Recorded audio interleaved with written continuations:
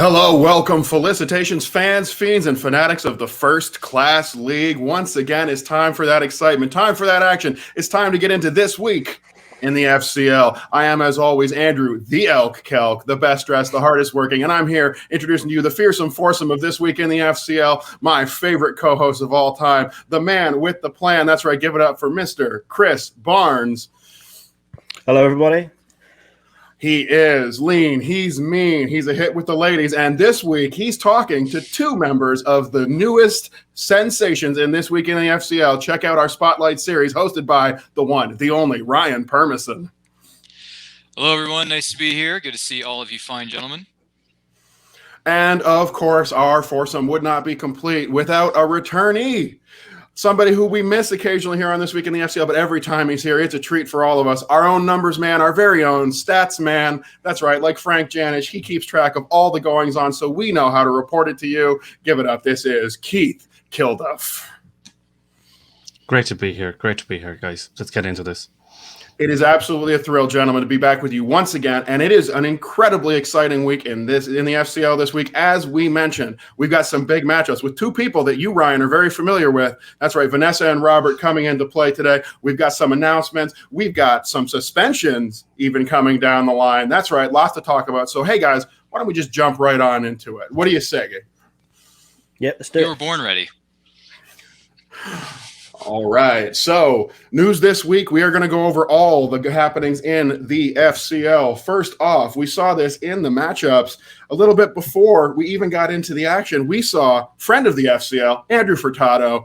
He's a performer. He's got a lot of personality, and he's also got 4.5 weeks off from work. What do you think, guys? I mean, guys, if I could just jump in here, I think Furtado's been running his mouth on all these after shows. He tried to come after you and me, Andrew. He's been, mouthing off here, there, left, right, and center on Twitter. You're the one who pisses him off. I mean, we had a disagreement. I called him out on a few things. He didn't take to it too kindly and decided to badmouth other people in the league, and this is what you get. I'm surprised it wasn't 8 weeks, if I'm perfectly honest with you. Well, he definitely, for me, deserved the suspension, didn't he, really? I think you can't go after PLD like that and refuse to apologise, even though I felt when he was on the show with you guys, I remember watching it back when I was editing, and I pretty sure he did say he'd already spoken to PLD and apologised for it. But obviously that was a big fat lie he told us, so it probably makes sense that Keith's a bit sceptical about him, really.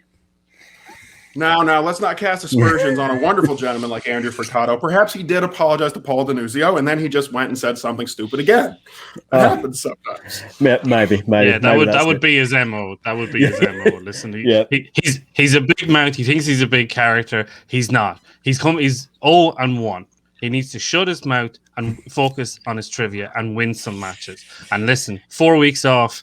On Twitter there today, he had 12 movies that he was going to watch. It's about time he started hitting the books. Ryan, talk to me. What do you think?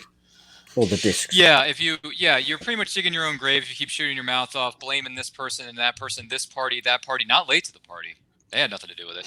But if you blame anyone else, you're going to dig yourself into a bit of a grave there, Mr. Furtado, and you seem to be digging more than 6 feet under, so you're kind of dead and buried for a while anyway. So go ahead, take your sabbatical, take your vacation, watch a couple movies, watch a couple episodes of the old school version of Full House, or what's another great sitcom, Cheers, just where everybody knows your name, because at least when you go there you get yourself a drink and you can just drown your sorrows that way. So anyway, have fun, Miss Furtado. We'll catch you in another 6 months. See you then.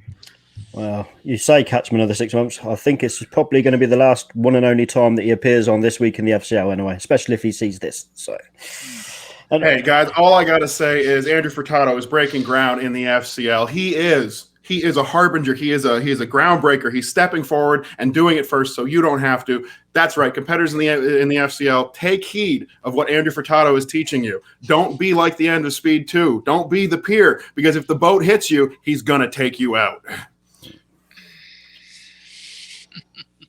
Wow. That's right. Sandra Bullock reference. That's one for me for this show. Okay, and can we move on? Yeah. So can we move on from Furtado, please? Yeah. Let's do that. So, Andrew, I think we had a challenge accepted and another challenge put out this week with, was it David Campbell accepted the challenge from Nick Harley that he laid down after his match last week? He did indeed, absolutely. David Campbell, another one of these individuals who I think we all agree came out very strong, character-wise. Came out with a lot of energy, a lot of potential, and a lot to say. Really enjoyed his work. Can't wait to see him in another match. And I think these two are a pretty good matchup. Relatively close to one another, as far as we can tell, with only a few matches under their belt. I think that's going to be a pretty good match. I mean, Campbell's a gentleman. You know, Campbell is what, this is the type of competitor we need in the league. We don't need trash.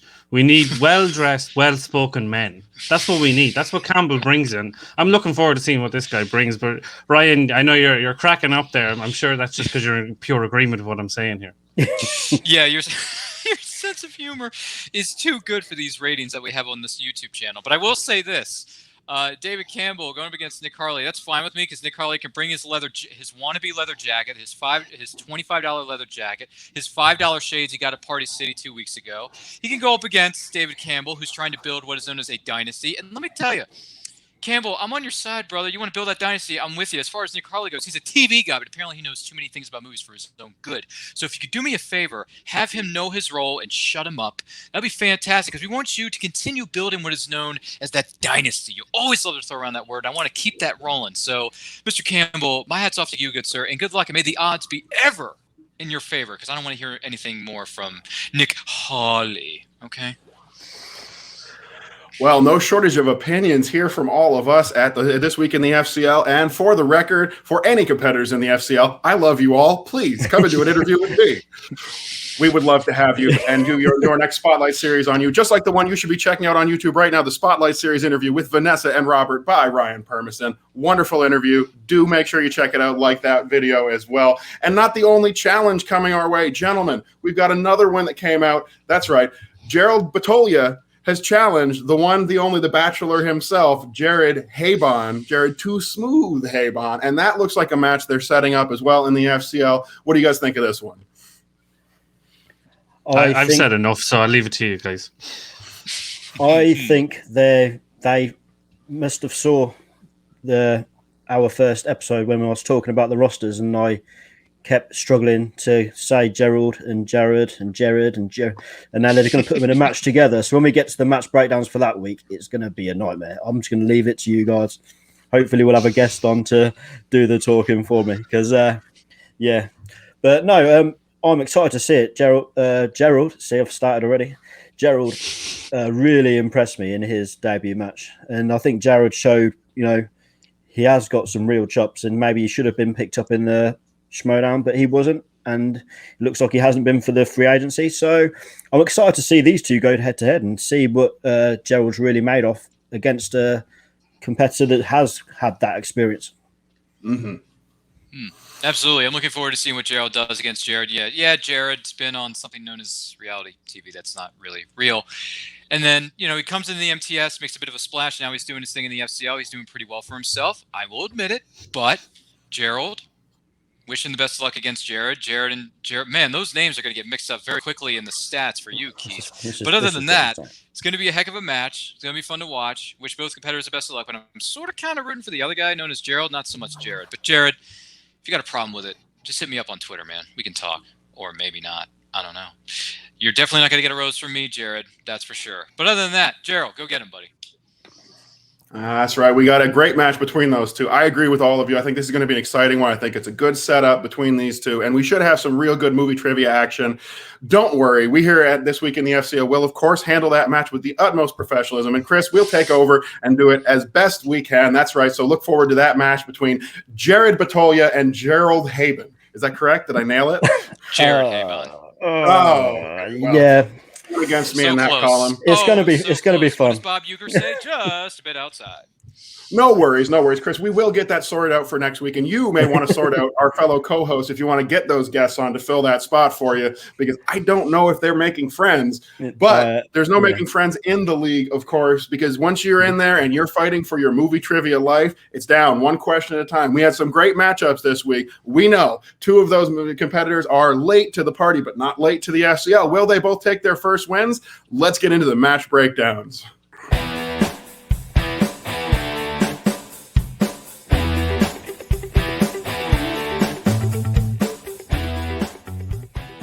FCL 4 is in the books. 2 more amazing matches, 4 more amazing competitors, and let's get into it without further ado. The undercard between Tom Chatalbash and Vanessa Fitzsimmons from Late to the Party. Friends of Ryan now officially after last weekend. Top quality match without question. Round 1, they both tip in 8 for 8 straight away. Get their bonus question. Russell Crowe, Ryan Gosling, the nice guys, 9 for 9, each going at 100%. In terms of kind of the round 1 hard questions, I felt like the movie release dates question of Shrek Monsters Inc. was kind of tough. But we had a couple of softballs in terms of Christopher Nolan's second Batman movie, The Dark Knight. How many times has Cruise played Jack Reacher? Well, there's only been the 2. So kind of a mishmash of kind of questions, but listen, 9 for 9 perfection. I don't think there's anything more to say about round 1, but Andrew, if there is, let me know.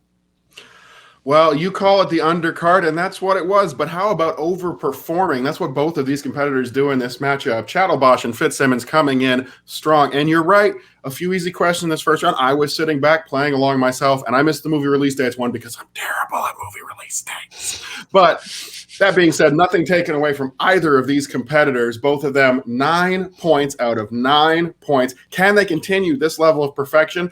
I, at this point, watching the match, was very confident that we were going to see a real barn burner, and I think the rest of the match is going to bear that out. But I'll hold back a little bit until we get towards the end, because I got a lot I want to say about both these competitors and their overall performance. Yeah, no, it was some impressive stuff by the guys. So we move into round 2. Wheel comes up, as I mentioned last week, the nice little red and green marks on the wheel. I really do like them, and I am really very much, easily pleased. It's an interesting wheel. You've got Fast and Furious, you got Superman, Oscars, rom-coms. So it's a nice kind of like split in between of what a mishmash of categories. Tom spins, and on the second spin gets opponent's choice. Vanessa gives him Oscars. He goes 6 for 8 and gives up a 1-point steal on the third question, which was what actor has been nominated 12 times, which is Jack Nicholson. A bit of a pull from Vanessa at the last second saying D, which was correct. But that 1 point is obviously going to be massive as we move in to her spin. So she takes Superman. She also goes 6 for 8, but the difference is that she doesn't give up the steal on the third question also, which was what does Zod call Earth in one of the original Superman movies. But I think that's that 1 point steal that she got is a massive factor as we kind of level off kind of round 2. But Ryan, talk to me about Superman, Oscars, steals, no steals, Planet Houston. Who wrote that and said 82? Yeah, I gotta say, this up to this point in the match, it's been nonstop greatness. Both competitors are on their toes. They are doing their best to keep up with each other.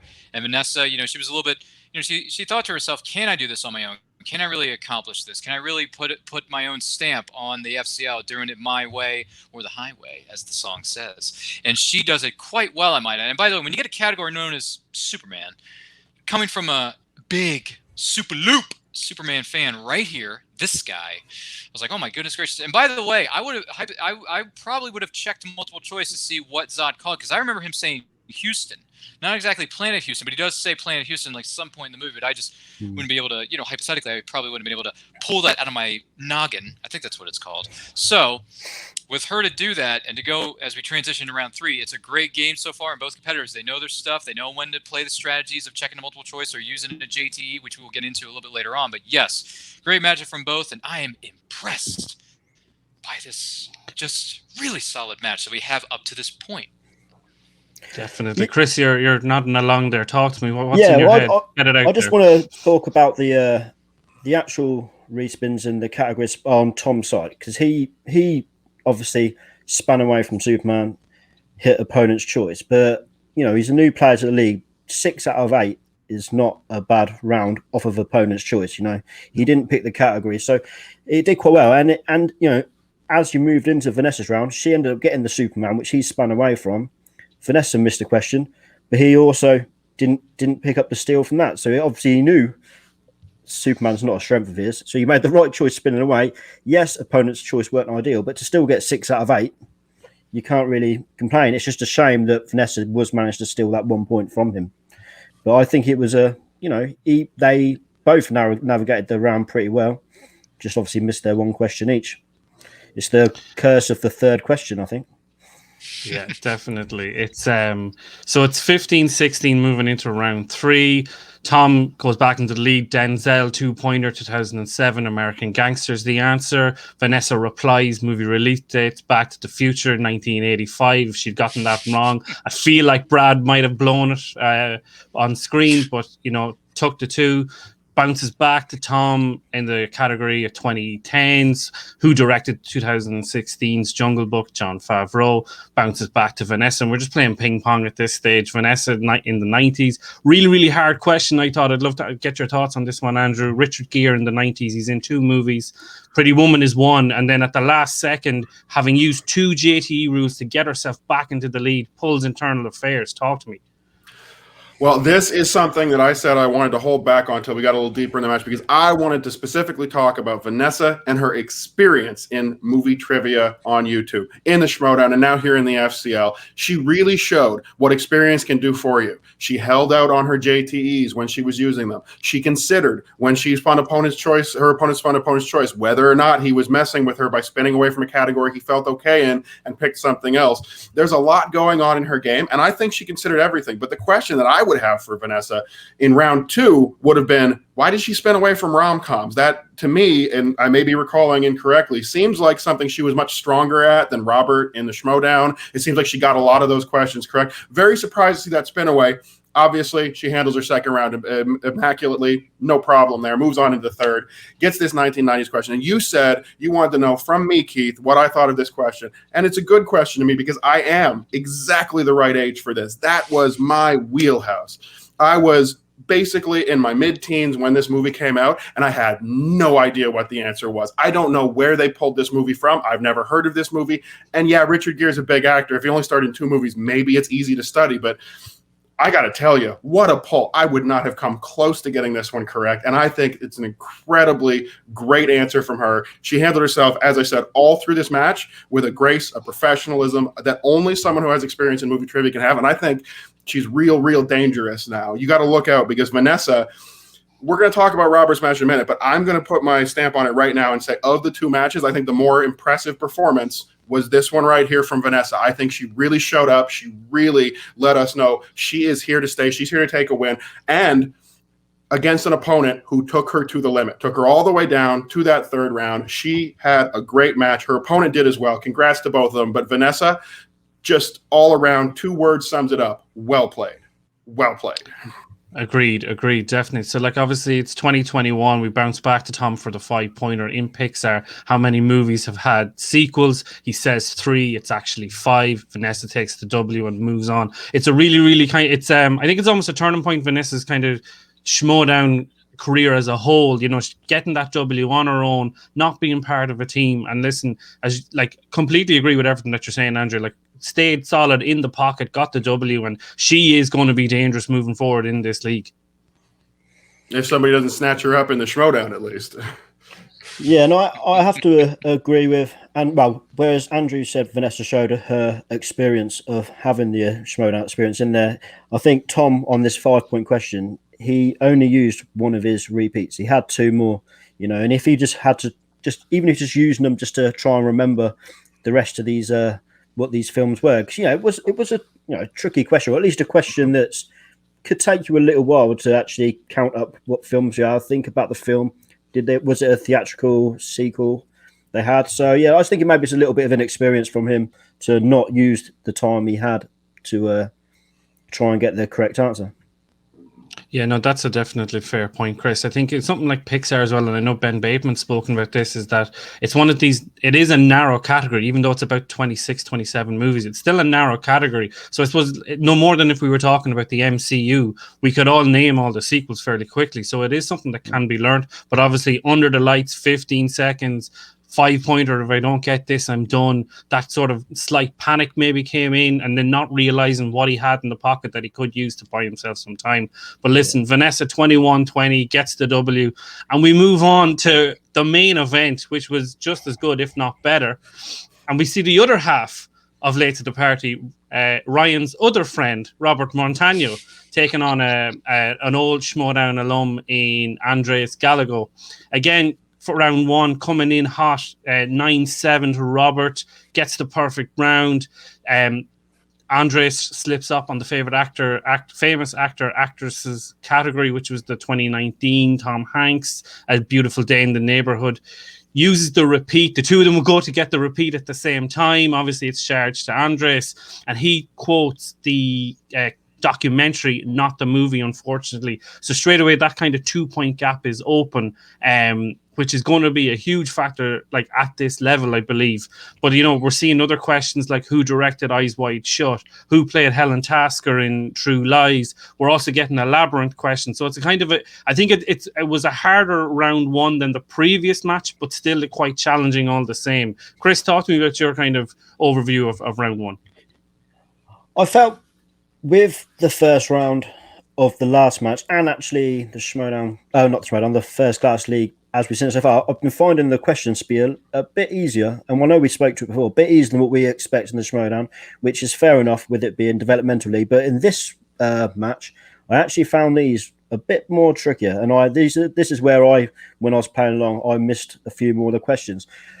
The big thing, the question I wanted to ask you guys, really, I was thinking about it, was the challenge that Robert made. Do you think he was ever going to win that challenge? Do you think it was he should have challenged it and wasted that challenge? Because it was obviously just a spelling issue, wasn't it? So I gotta say, Chris, that is a good question, and I think that in this particular case, Robert was 100% correct to use the challenge. The truth of the matter is, it might be nice to have it at the end of the match and have your opponent screw up real big on their 5-pointer, but people, as we noted, you got repeats, you're late in the match, you're going to take your time on something like that.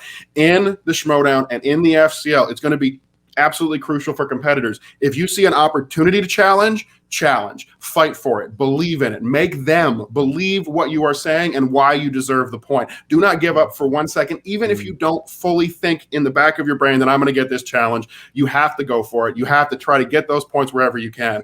This is not just a way for someone to get out of a wrong question or to throw it back at someone they're playing against. This is an extra point you can put on the board. And Robert was a killer in this match. He was. He's running perfect through his first round. He's going to continue to perform like that through the rest of this matchup. I think that Robert had one goal in mind, and that's to take every single point off the board. And if you're a competitor in the FCL, you could take a lesson from Robert, because if that point is available, even if you don't think you're going to get it, you go ahead, you make that challenge. That being said, Chris, no, I don't think there's any way that challenge actually goes through. I love it. I just don't think it's going to get past them. No, I think it was probably an experienced move when it just try to throw Andreas off a little bit, maybe, but also a good reason for it. Definitely. Okay. I think experience is a huge word there, Chris, because Robert looked so relaxed. He looked comfortable in the pocket throughout the whole match. Like he was having fun. He was doing his whole usual suspects cup piece, giving a nod to Sam, being like, hey, coach, pick me up in the second half of this season. He looked great. Like he really, really did. And that kind of carries through to round two. So again, our lovely wheel comes up. We see Jim Carrey, we see Sly and Arnie, we see horror comedy, a nice little mishmash of categories again. Andre spins, takes the category of directors. He's already down by 2, goes 6 for 8, doesn't give up a steal, but goes to multiple choice twice. And in his head, he's probably thinking, okay, listen, I've gotten away with not giving away any steals. However, there's an opportunity here potentially for Robert to extend this lead a little bit more. Robert goes up, spins, takes the category of Sly and Arnie and goes 8 for 8 and really hammers home that advantage that he's created. He's had a window open in terms of a lead, and he's just shot right through it. We see questions like 2010's action film with Arnie, The Expendables. We see John Rambo, First Blood come in, and then a really obscure 2013 Johnny Knoxville Arnie movie, The Last Stand. I didn't know that movie. Ryan, did you? Actually, yeah, because I just saw it for the first time several months ago, so I definitely would have been able to pull that. And by the way, when Robert is explaining why he's answering the way he is, like, I remember seeing this movie at X, Y, and Z. I was on a plane. We were on our way to Burbank. And I'm trying to just every time he answers a question, he's like, well, I saw this at Blockbuster. I saw this at my local Cineplex 10 years ago, and this is what it was.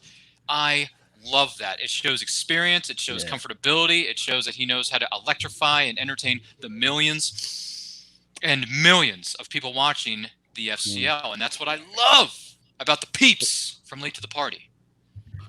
Yeah, it shows confidence, doesn't it, as well? He's just got that confidence in himself to be here and doing this. And obviously his confidence would have grown from his perfect first round, and then he went and bossed his second round completely. And it's just, and despite what actually I think Andreas is, there were obviously good decisions to go to multiple choice. He didn't give up any steals. But, what you're going to do when you've got Robert Montano just plowing through a round like that? Well, 2 rounds he's gone through without missing a question.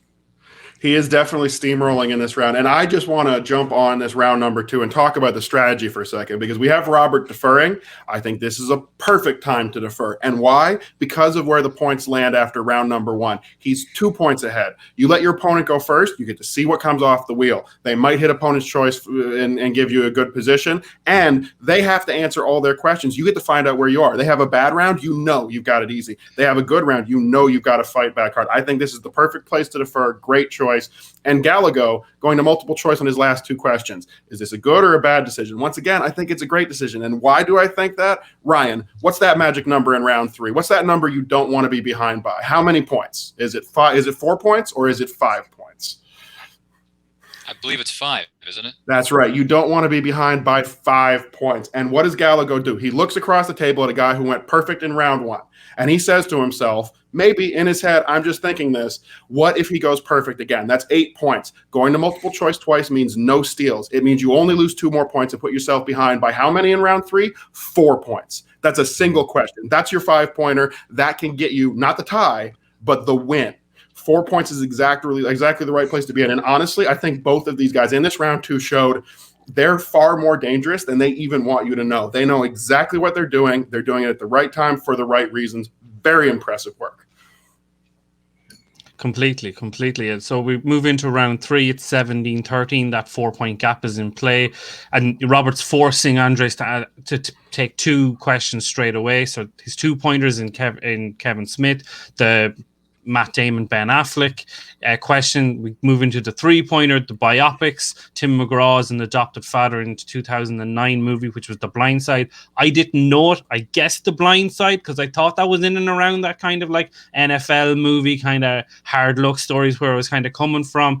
Andres didn't know that, so then he's forced to hit the 5, which is the Pixar Paul Newman final performance, which is Cars. Robert, funnily enough, is writing the answer on his whiteboard at the time and says Cars 3. I actually thought it was Cars 3 because I believe his voice is heard in Cars 3 at some stage. I believe he also receives a credit in Cars 3 as well. Okay, that's an interesting. I wonder, is that a challengeable? But obviously the challenge was off the table. He couldn't challenge. This is what I was saying earlier. Perhaps he should have used it, saved it. Perhaps.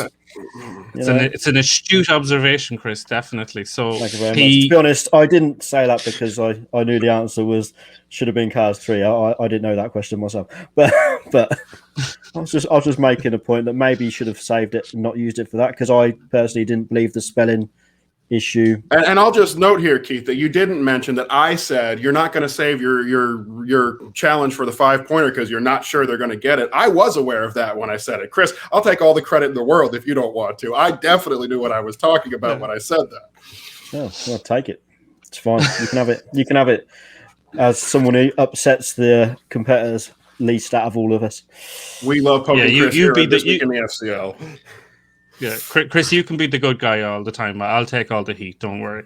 But listen, we move back, so it's 20-17. So he's forcing Robert to answer a few questions. Robert steps up. 2010s, Tim Burton, Johnny Depp, Alice in Wonderland's the answer. Gets it. 3-pointer, Denzel Washington coming back again. A 98 action thriller with Bruce Willis, The Siege. And your winner, 100% accuracy, 100% points earned. Played, looked like a veteran, stroked his little usual suspects cup, took his W and went home. Listen, I don't have any more to say. Guys, Ryan, talk to me. Yeah, I got to say, from him knowing, pulling the answer, what was it? I think it was The Siege. Oh, my goodness gracious. That is one heck of a pull, because there's no way I would have been able to pull that. I'm like, okay, I'm thinking, so-and-so actor, this actress and this actor in the same. I'm like, I'm thinking to myself, that's not a movie I would be able to pull. And then going back to real quick, Vanessa pulling in Internal Affairs. Both of these competitors, having these major pulls in their respective matchups. It's incredible, almost like a Pixar movie. It's incredible. So, congrats to both Robert and Vanessa, because they may be late to the party when it comes to YouTubing, but they are certainly not late to their own victory parties. Because let me tell you, both of them in the winner's circle, and you got Robert loving and stroking that Usual Suspects cup, pouring that tea he got from the fridge in that can and that thing. I'm like, I don't know what that drink is, Robert, but if you want to drink it on your days off, have at it, my man. But congrats to Robert. Great match, great win. And by the way, Andres, Gallego, the banter between Robert and Andres, fantastic. If they ever meet again in the ring somewhere, someday, somehow, I'm all for it. Because clearly they like each other's wittiness. They like each other's words. They like each other's banter. I say, if they want a rematch, have them sign a contract like they do on Monday Night Raw back in the heyday, and let's do it. Because I want to see something like that. I would like to see a match like that again. So, great job to everybody in the FCL. This was really a great week for the FCL, because now we're really starting to see them find their footing. They're up in the ante on the questions. They're up in the ante with the competitors. They're up in the ante with their personalities and how they present themselves and how they carry themselves and how they entertain the masses. And I love it. So yeah, this was a great week, guys. I don't know about you, but I'm ready to celebrate, Yeah. Well, sure, listen, without further ado, let's look forward to what is next week in the FCL.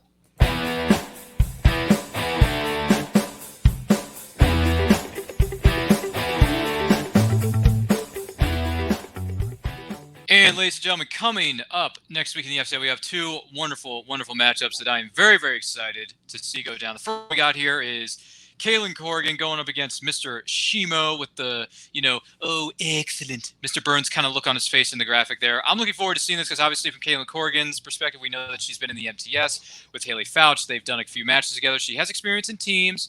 Maybe not so much in singles, but this is going to be her chance to show what she's really made of when it comes to the singles division of the FCL. I, for one, am very much looking forward to seeing what this matchup is going to bring to us.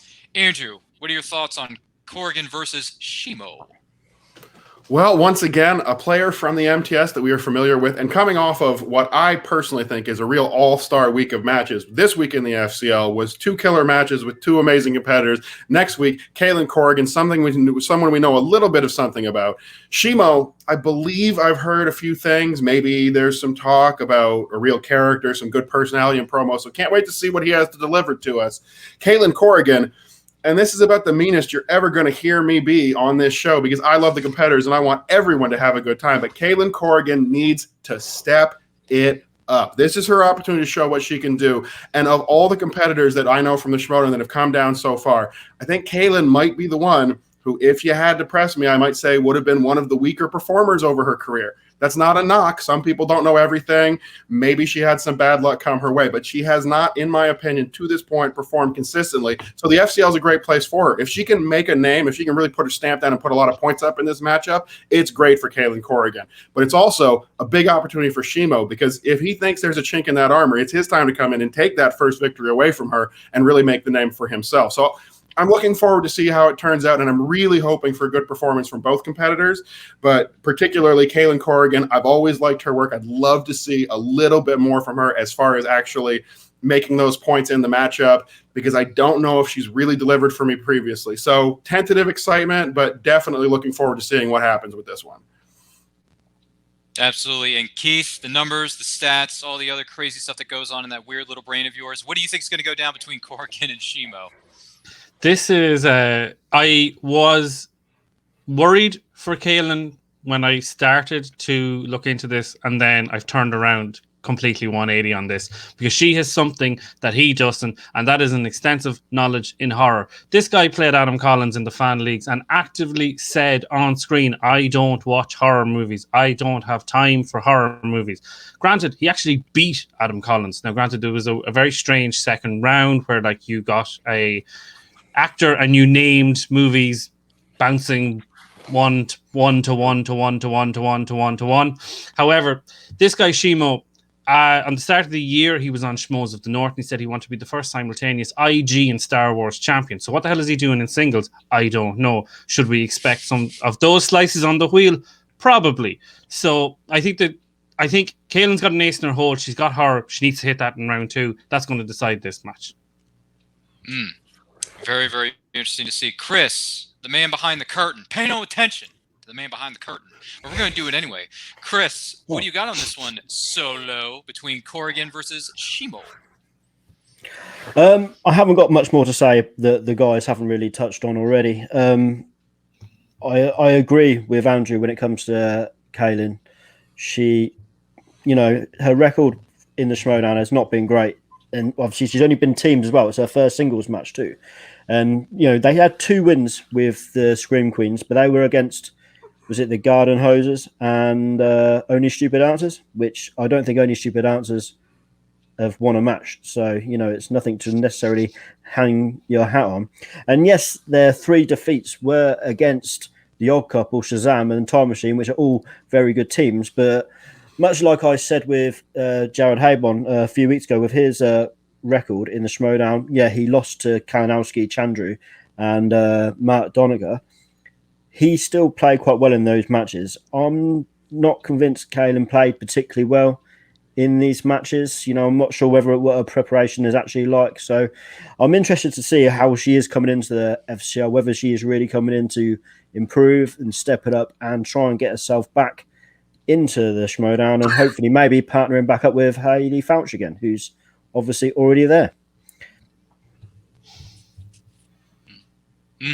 Well, we'll have to just wait and see, shall we? But the next matchup that is coming your way within the FCL is going to be Mr. Jindoyan. I hope I'm pronouncing your name right. If I'm butchering it, I apologize wholeheartedly. And he's going up against Mr. Olson. Is there any relation with him and the whole Olson family in Hollywood, where Elizabeth is more successful than her twin sisters? I don't know. Maybe I'm wrong. But Jindoyan versus Olson, I know little to nothing about these 2 young competitors jumping into the FCL. Keith, what do you think is going to happen in this one? I mean, I'd love to tell you, Ryan, but David is an absolute ghost. I cannot find anything anywhere on the internet for this guy at all. You could be getting Adam Collins, or you could be getting the other end, and we won't name who that could be. As for Sonny Olson, this is another interesting one, much in the same way as Shimo was saying he was looking to be an IG Star Wars player. Sonny was on Call to Action with his wife, Kat, and he actively said that we were IG players and we were looking to play at the second half of the year. So I'm a bit surprised to see him in a normal singles division match. I really don't know what to expect here. I think this is going to be either going to be a grind, like a sort of like a 12-11, or this is going to be like a 22-20. I really don't know what we're going to get. I guess anything is possible in this case. Andrew, if you had to put your 2 cents on the matter, what do you think is going to happen between Jindoyan versus Olson? Well, as you know, I've got a lot more than 2 cents to provide to anybody who's willing to listen. In this particular case, I'm just happy to say that for once, the Elk is ahead of Keith Kilduff. That's right. It's happened. I did some research on my own, and I found something out about Jindoyan. It turns out Jindoyan is a Star Trek creature, second cousin to the Gungans. Honestly, nothing whatsoever about this fellow. I have no idea how they're going to perform. Like Keith said, this could be a 5-5 match. This could be 25-25 double overtime. Who knows where this one's going to go? This is going to be interesting to see. And I said before, I love new competitors. I love seeing what they have to do. We obviously saw someone come in this week, and we had a lot of people we knew, but the one competitor we didn't know anything about performed incredibly well. So let's see if we can see the same thing with Jindoyan next week. Excited to see it. Obviously, I think the Corrigan Shimo match is the one that I have my eyes on more, but both of these should be great. And they felt the need to put it in that main event slot. This is their main event, Jindoyan versus Olson. We don't know much of anything about these guys, but they have the confidence to put them at the top of the card. So maybe there's some real exciting stuff coming. Either way, I can't wait to see what comes out. Absolutely, absolutely. Chris, the one who's pushing all those buttons and manipulating things and pulling the strings, but there's no strings on you. Chris, what do you got on this one, man? Again, you keep coming to me last and letting the guys get all the good stuff out there, but like so both why of them, are you here? That day, I don't know. I don't know. To be fair, I should just stay backstage. To be fair, but anyway, I'm here now. So, David, Jindoyan, the guy from Star Trek or whatever Andrew said. I don't know Star Trek. He is a ghost. There's nothing about him.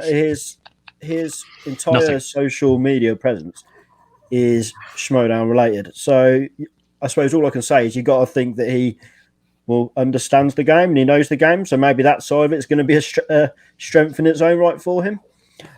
Sonny, one half of the wholesome pop culture nerds from Denmark with his wife Kat, who's also in the FCL. Definitely on the inner geekdom side of stuff, I'd say their strengths will be, but it'll be and Star Wars. But it's just interesting to see how we get on. Going back, actually, this is to the earlier rounds in the matches within the breakdowns. I mentioned the questions being slightly easier than we've seen in the Schmoedown. And I'm wondering if it's because we seem to have a lot of players here that are inner geekdom strength focused or Star Wars focused. I'm wondering if this is by design these questions were a bit easier because, a lot of the players are really not necessarily singles players, but with no Star Wars division as yet, it's coming metaphor for in the geekdom division. Maybe that's why the questions are on a slightly easier side than what we're used to. But that's just a wild fan theory from myself. So I don't know if you guys will agree with that.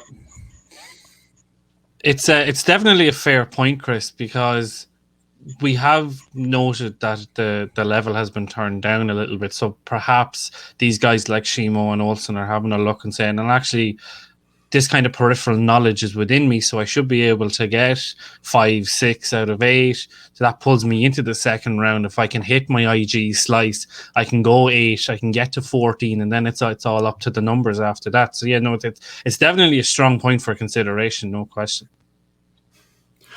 I think that pretty much sums it up. I think there might be some other potential reasons for the question difficulty. I think the FCL in a lot of ways, and we've covered this as we talked about it over the last few weeks, they're finding their footing. They're getting comfortable with their announcing, with their competitors, with their questions. So it may just be a fine-tuning process. It also might be that they wanted to start off by giving their competitors something a little easier to ease into it, get some high-scoring rounds, make things look impressive right off the bat. And hey, I don't fault them for it. Frankly, as long as there's enough in there to really separate somebody, 1 or 2 really hard questions that'll knock somebody below somebody else and give us a decent match, I'm perfectly happy with it. Plus, it's great to have some questions coming out that everyone can answer. When you're a movie trivia fan, half the fun of the Schmoedown is watching along and answering as many questions as you can. So I have no problem. It is fair between the competitors. That being said, I think it's just probably more growing pains than anything else. I think they're figuring out where they need to be. And I think they've been doing a fantastic job with it so far. Much like us here on this show, we have to figure out what we do, and we have to make sure that we cover everything. And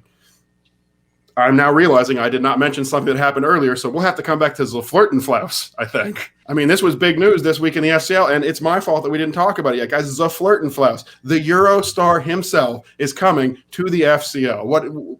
You got to have a million thoughts about this. Like, when can I buy his album? How do I get backstage passes? And what does this mean for the rest of the competitors? Yep. So we did see that Zaflirtenflaus is on his way. Brad's put an offer in. We saw it on was it the end of the Tuesday's event? The phone call he had, another phone call. So, yeah, I'm very excited. I've got my Flaus shirt with my tour dates on the back. Obviously, because of COVID, I didn't make it to any of the dates that he was performing, unfortunately. But, I've got the shirt, so I am looking forward to seeing him in the league. Whether he does any good, we'll have to wait and see. But, he might take over the whole thing like he said he's going to, and we'll have to change the name of the show to the Flouse Class League. So, Keith, you got any thoughts on the Flouse? It's great that we're getting such international standard, celebrities in the league, but I'm more interested in knowing who he's going to face, because Brad played a little trick on us on this week's rundown where he went off screen for a bit, came back. Frankie J asked him where he was and who he was talking to, and he said, "When you know, you'll know." So I just wonder, is there two conversations happening? One on screen we're seeing in the clip and one off screen that we're not seeing. So that's I'm more interested in who the Flouse is going to play. All right, so Zaflirten Flaus, the German pop star himself, appearing in the FCL. Lots of exciting stuff happening and lots of movie trivia Schmoedown personalities like we had this week as Vanessa and Robert from Late to the Party, interviewed by our own Ryan Permison. Check it out on our Spotlight series. Took the wins and impressed with their incredible trivia knowledge. Their opponents not looking too shabby either. It was a crazy week in the FCL, as they all should be. We've had a great time bringing it to you here, and we'll be here again for you next week with all the news that's fit to print, to talk about, or even just make bad jokes about, because we know that you love the FCL like we love the FCL. And if you love this show, please don't forget to like and subscribe. Check out Vanessa and Robert on Late to the Party on YouTube. Don't forget to share their work as well. Subscribe to them. Make sure you support the people who bring you this wonderful action in the FCL and the people here who bring you this wonderful action on This Week in the FCL. I am, of course, Andrew Kelk. You can find me at KelkAndrew with my co-host, Keith. Where can they find you? You can find me on Twitter and Instagram at KKilduffMedia. Also, check out my YouTube channel, /KeithK10, otherwise known as the Opening Pair Network. Last night we broke down UFC 261 with English amateur fighter Chris Gaggs. It was a really, really great conversation. Ryan, tell us all the things. Yes, sir. You can find me on Twitter and Instagram at RyanRPM5. Check out our YouTube channel. It's called Nerd Culture. Find us on YouTube and Facebook, Twitter, and Instagram at It's Nerd Culture. New videos are being dropped like crazy each and every week. We're here to entertain you and have as much fun as possible. But in the meantime, thank you so much for having me. It's always great to chat with you young fellas out there. And Chris, the one behind the curtain, where can the good people of the interwebs find you, good sir? You can find me at @ChrisBarnes_UK everywhere, and at the Movie Barnes on Instagram, where I intermittently recommend and review movies. And that's about it. And here at This Week FCL. So you can follow all of us on all the social medias. You can like and subscribe to this channel or the channels of any of our wonderful guests over the past few weeks. Do check out Late to the Party with Robert and Vanessa. Follow them on Twitter. Go ahead and check out people like John Knight and Andrew Furtado who've joined us on this show. FCL competitors, please reach out to us, any one of us, if you want to be on This Week in the FCL. We've had a great time bringing you all the news that's fit to print, in talking about a few crazy people, some competitors who've come back from the Schmoedown, and some brand new faces. And next week, we'll get to do it all over again right here on This Week in the FCL.